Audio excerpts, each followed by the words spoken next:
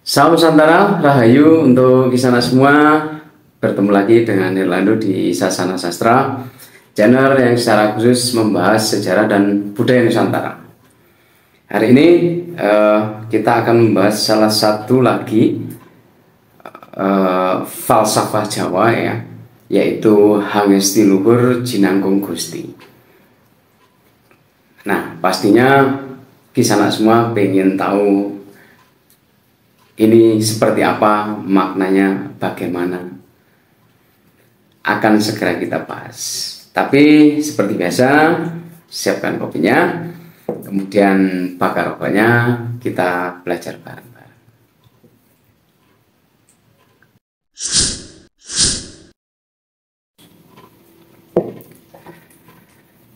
Di dalam khasana budaya Jawa, memang banyak sekali falsafah-falsafah ya, atau mungkin juga pepatah ataupun petuah yang selalu membawa seseorang ke dalam atau menuju ke sesuatu yang baik, ya kan? Nah, sayangnya selama ini yang banyak sekali beredar di media sosial itu hanyalah unsur-unsur mistik yang selalu diviralkan seperti itu ya. Tetapi untuk segi moralitas ya kan, filsafat-filsafat yang sekiranya mampu menjadikan orang lebih baik itu yang jarang sekali diungkapkan. Nah, dari sinilah Sasana Sastra berusaha untuk menggali, kemudian memberitakan mengenai filsafat-filsafat budaya Jawa yang memiliki makna luhur. Dan salah satunya adalah Hangesti Luhur Jinangkung Gusti yang akan kita bahas. Nah, kita akan lihat dulu apa sih artinya Hangesti Luhur Jinangkung Gusti itu. Kita akan artikan dulu secara perkata ya. Hangesti itu kita artikan sebagai mengemban ya.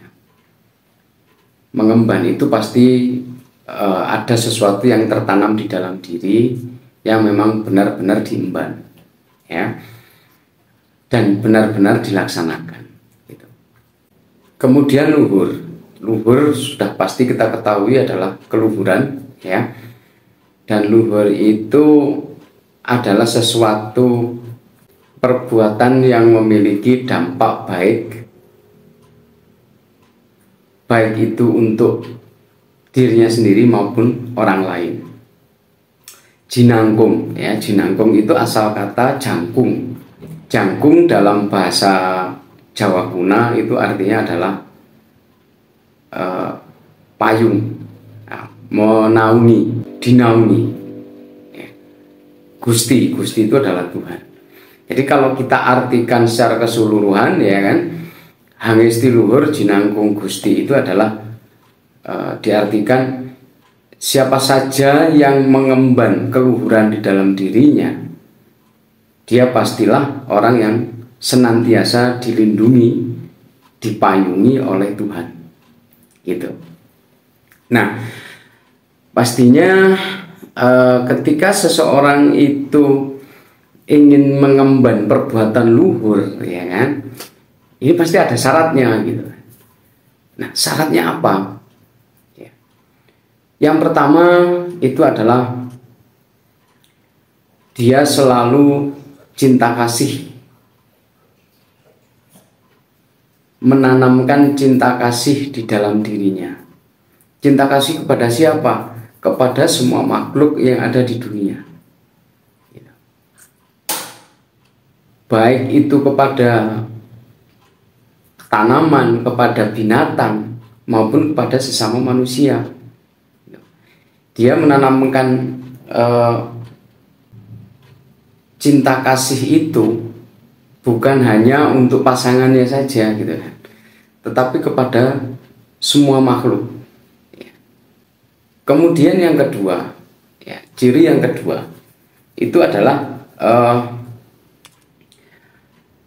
dia ketika memberi, dia akan secara tulus ikhlas tanpa pamrih, seperti yang saya bahas di pembahasan sebelumnya, yaitu makarya tan akarya, ya kan? Nah, makarya tan akarya itu adalah perbuatan seseorang yang melakukan perbuatan tanpa mengharapkan hasil imbalan. Jadi keluhuran itu tidak ada embel-embel. Nah, nanti untuk keterangan lebih lanjut, Kisanak semua bisa melihat di video sebelum ini ya, yaitu makarya tan akarya. Di sini akan saya bahas secara singkat saja. Ya, jadi keluhuran itu tanpa embel-embel apapun, tanpa ada pamrih sedikit pun di dalam dirinya. Ketika saya memberikan sesuatu kepada seseorang, saya tidak akan berharap imbalan dari orang itu maupun berharap imbalan dari Tuhan. Semuanya kita pasrahkan sama Tuhan. Ini ciri-ciri orang yang mengemban keluhuran di dalam dirinya. Kemudian yang ketiga, misalnya semua, yaitu ini pun juga tidak kalah penting, yaitu adalah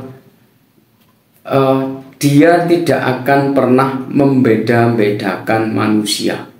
Tidak membedakan manusia itu dari unsur suku agama maupun rasnya. Gitu. Saya orang Jawa hanya mau berteman dengan orang Jawa. Tidak seperti itu. Saya orang Cina, saya hanya mau berkumpul dengan orang Cina saja. Jika ada yang seperti itu, berarti belum ada keluhuran di dalam dirinya. Ya. Jadi ketika ada seseorang itu mengemban keluhuran di dalam dirinya, merasa dirinya bahwa saya harus berkewajiban untuk berbuat luhur, dia tidak membedakan manusia, ya kan? Sekali lagi, tidak dari suku, agama maupun ras. Saya orang Hindu hanya akan berkumpul dengan orang Hindu, berarti saya belum luhur. Saya orang Kristen, saya hanya akan membantu teman saya yang Kristen, berarti ini belum luhur. Ya. Apapun sukunya, apapun agamanya, apapun rasnya, ketika seseorang ini mampu melihat seseorang hanya sebagai wujud manusianya dengan atas dasar kemanusiaan, dia tidak akan pernah membeda-bedakan manusia. Walaupun saya beragama A, tapi saya juga akan berteman, bersahabat, ya kan, dengan sesama saya manusia tanpa membedakan agamanya. Saya bisa berkumpul dengan orang Buddha, dengan orang Islam, dengan orang Kristen, dengan orang Kejawen, dengan orang Konghucu, dengan siapapun. Berarti itu saya mengemban keluhuran. Kemudian, walaupun saya orang Jawa, saya pun juga akan berkumpul dengan orang Cina, orang Madura, orang Arab, orang Yahudi, orang apapun. Yang dilihatnya cuma satu, yaitu manusia. Bukan karena agamanya A, bukan karena sukunya A, bukan karena rasnya A. Gitu ya. Inilah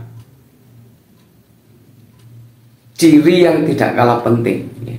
Tidak pernah membedakan manusia dari apapun. Sekali lagi, tidak hanya dari suku, agama, dan ras, tetapi juga dari rupa ataupun kenampakannya.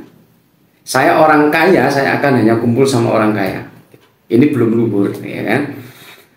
Walaupun saya kaya, tapi ya saya akan berkumpul dengan maaf mungkin teman saya yang miskin, saya juga akan bersahabat dengan orang lain yang mungkin kehidupannya di bawah saya.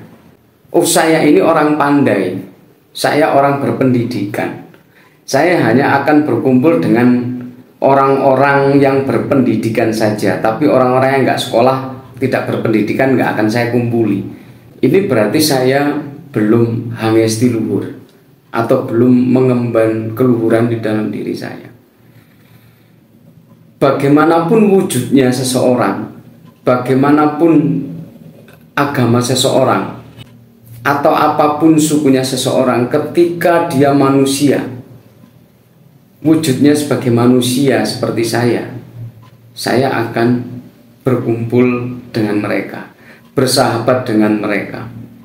Tidak ada permusuhan antara kita hanya karena beda keyakinan, beda kesukuan, beda kekayaan, ya kan?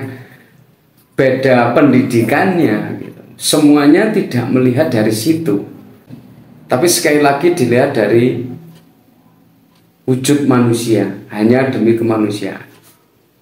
Cinta kasih, kemudian berbuat tanpa pamrih, kemudian tidak membedakan. Ini adalah ciri sederhana yang sebenarnya mampu kita lakukan, dan kita diajarkan oleh para leluhur kita di zaman dahulu hanyalah dengan mengemban sifat luhur ini. Dan sebenarnya tidak susah. Dan pengembangannya pun ketika kita kembalikan ke ajaran agama masing-masing, pasti kita diberikan seperti itu. Dari proses penyederhanaan inilah akhirnya yang dinamakan falsafah hangesti luhur jinangkung Gusti, ya kan? Ketika kita mengemban di dalam diri kita perbuatan luhur, pastinya kita akan dinaungi oleh Tuhan. Kita akan dilindungi oleh Tuhan. Karena apa? Di ketiganya ini Tuhan ada. Cinta kasih tanpa pamrih dan tanpa membedakan. Tuhan menciptakan kita dengan cinta kasih-Nya. Kemudian Tuhan menciptakan kita tanpa pamrih, ya. Tuhan tidak meminta apapun dari kita. Kemudian yang ketiga, Tuhan pun juga tidak membedakan kita sebagai manusia. Tuhan hanya mencintai orang Jawa, tidak. Tuhan hanya mencintai orang Cina, tidak. Tuhan hanya mencintai orang Amerika, tidak. Tapi Tuhan mencintai seluruh alam, dan Tuhan tidak pernah membeda-bedakan makhluknya. Tuhan hanya suka dengan orang kulit putih, Tuhan hanya suka dengan orang kulit hitam, tidak. Tapi semua makhluk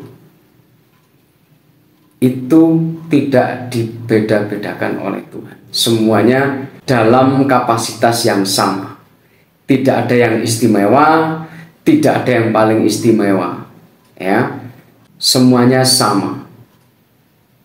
Nah, apakah sifat-sifat ini mampu kita menjalankannya sebagai manusia dengan cara penjabaran yang seperti ini yang kita peroleh dari leluhur kita di Pulau Jawa pada saat itu? Ini adalah cara-cara sederhana agar kita mampu menjadi pribadi-pribadi yang baik. Setelah kita menjadi pribadi-pribadi yang baik, kita menjadi baik dengan seluruh alam, dengan sesama manusia atau dengan sesama makhluk hidup. Dari situlah ada keniscayaan kita bisa, atau kita kemungkinan nantinya bisa manunggaling kaulolan Gusti. Itu bisa semua pembahasan mengenai hangesti luhur jinangkung Gusti, dan semoga penjelasan ini mampu diterima dengan baik sehingga kita sebagai manusia terutama manusia Nusantara mampu menjadi orang-orang yang luhur, ya. Dan terima kasih juga untuk Kisana semua yang sudah mendukung secara positif Sasana Sastra Channel.